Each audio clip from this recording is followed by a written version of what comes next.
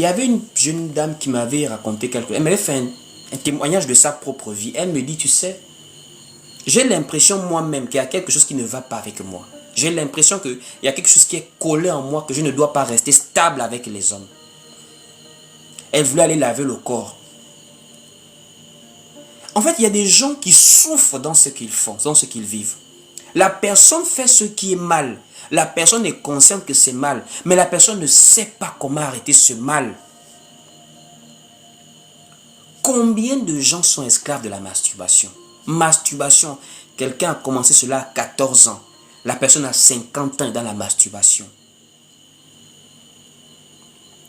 Quelqu'un m'avait dit une fois, tu sais, la masturbation était un problème.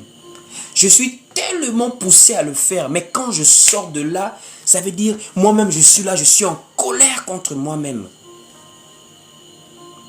Je suis en colère contre moi-même. Il y a des femmes, elles sont en colère contre elles-mêmes. Pourquoi ne suis-je pas respectueuse? Il y a des hommes qui sont en colère contre eux-mêmes. Pourquoi ne suis-je pas quelqu'un de sérieux?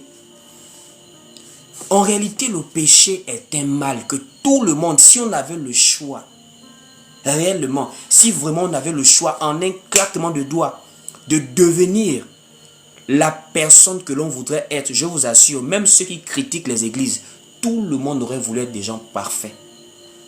Des gens qui craignent Dieu. Personne ne peut dire qu'il aime les conséquences du péché. Quand on dit l'impudicité n'est pas bien, c'est pas juste parce qu'on veut priver quelqu'un de se faire plaisir, parce qu'on sait que le sexe c'est du plaisir. Mais, quand on dit l'impudicité n'est pas bien, c'est parce qu'il y a même des conséquences que des gens subissent sur la terre. Combien de jeunes femmes de moins de 20 ans sont des jeunes filles mères, les pères enfouis, conséquences physiques de l'impudicité. Elles sont là. Si elles pouvaient revenir en arrière, elles n'allaient jamais faire ce qu'elles ont fait. Mais le péché a été fort. Il y a des gens qui se sont retrouvés en prison à cause de la colère.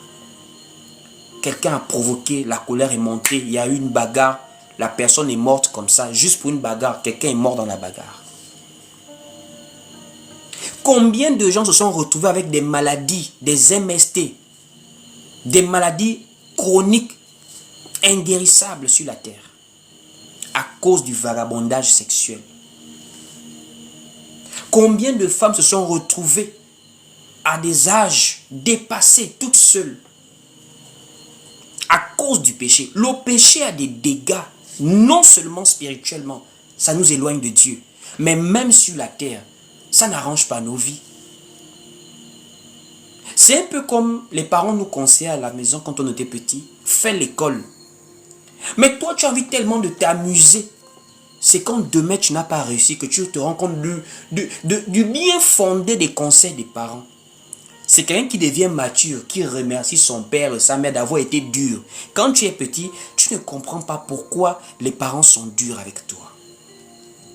C'est en grandissant, quand tu comprends la vie, que tu remercies les parents d'avoir été durs avec toi.